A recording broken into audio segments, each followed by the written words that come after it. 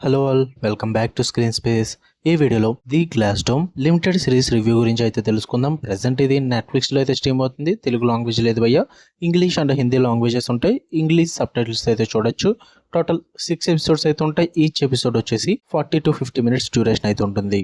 ఇది ఒక limited series, దీనికంటూ season 2 లాంటివి ఏముండవు. జస్ట్ 6 ఎపిసోడ్స్ అయితే కంప్లీట్ అయిపోద్ది.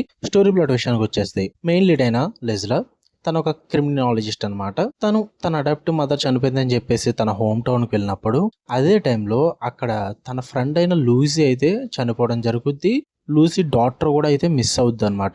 లూసీకి ఏమైంది, తన డాటర్ ఎందుకు మిస్ అయింది, మరి అందుకు గాను లెజ్లా ఏం చేసింది, వీటన్నిటి చుట్టూ నడిచే స్టోరీయే ది గ్లాస్ డోమ్. ఇక ఫుల్ రివ్యూలోకి వెళ్ళిపోయే ముందు మీరు కనుక ఛానల్కి కొత్తగా వచ్చుంటే వెల్కమ్ టు స్క్రీన్ స్పేస్.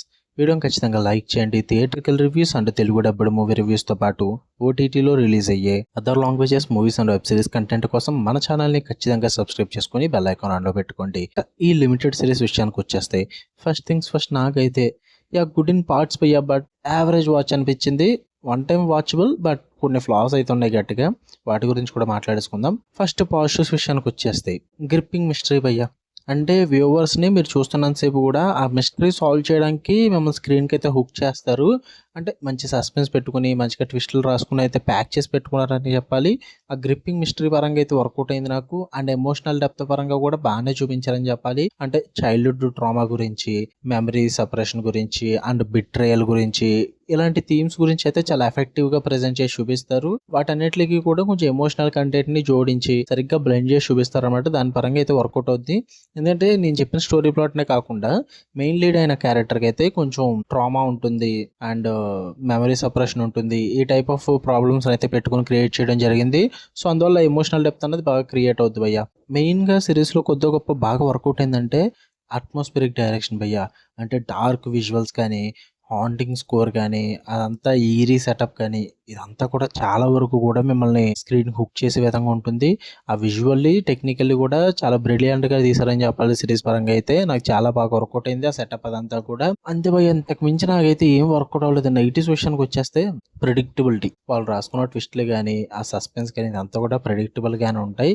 అంటే చాలా సిరీస్లు చాలా థ్రిల్లర్స్ నేను చూసేసి ఉండడం వల్ల ఏమో తెలియదు కానీ ఆ ట్విస్ట్లు అన్నవి నేను ప్రిడిక్ట్ చేసుకుంటూ వెళ్ళిపోయాను, గెస్ కూడా చేస్తాను. సో అంతగా వర్కౌట్ అవ్వలేదు నాకు. And under developed side characters భయ్య, అంటే మంచి సపోర్టింగ్ క్యారెక్టర్స్ని పెట్టుకున్నారు కానీ వాటికి సరిగ్గా ప్రిఫరెన్స్ ఇవ్వలేకపోయారు, అంతగా డెవలప్ కూడా చేయలేకపోయారు. సరిగ్గా యూజ్ ఉండదు అనమాట వాళ్ళతో. అండ్ మెయిన్ ప్రాబ్లం వచ్చేసి సిరీస్ 6 ఎపిసోడ్స్ ఉన్నప్పటికీ మంచి క్రిస్పీగానే పెట్టుకున్నారు. ఎక్కువ స్టోరీ పెట్టుకోకుండా, అన్వాంటెడ్ డ్రామా లాంటివి పెట్టుకోకుండా. బట్ మ్యాటర్ ఏంటంటే మీకు ప్రిడిక్టబుల్ అయిపోవడం వల్ల ఆ మధ్యలో 3 ఎపిసోడ్స్ ఏవైతే ఉన్నాయో అవి చిరాకు వస్తాయి భయ్య. అంటే ఓవర్గా స్ట్రెచ్ చేస్తున్నారన్న ఫీల్ వచ్చేస్తుంటుంది, అంతగా వర్కౌట్ అవ్వదు. మీరు సరిగ్గా గమనిస్తే ఫస్ట్ 2 ఎపిసోడ్స్ బాగానే వెళ్తుంది, ఇంట్రెస్టింగ్ ఇదంతా కూడా. తర్వాత 3, 4, 5 అయితే అంతగా వర్కౌట్ అవ్వు. లాస్ట్ ఎపిసోడ్లో మొత్తం రివిలేషన్ అంతా అయితే ఉంటుంది. ఆ first 2 episodes and last 6 episode, ఇంతే. ఈ 3 ఎపిసోడ్లు మాత్రం మీకు బాగా వర్కౌట్ అవుద్ది. అంతకు మించి అయితే ఉన్న 3 ఎపిసోడ్లు అయితే చాలా ట్రాక్ చేస్తారు. అన్వాంటెడ్ డ్రామా ఎక్కువైపోద్ది. అంటే స్టోరీ కనెక్షన్ ఉన్నప్పటికీ కూడా మనకు బోర్ కొట్టేస్తుంటుంది అనమాట. అందుకే నాకు అంతగా వర్కౌట్ అవ్వలేదు. అంతా కూడా హెవీ థీమ్స్ని అయితే పెట్టుకున్నారు.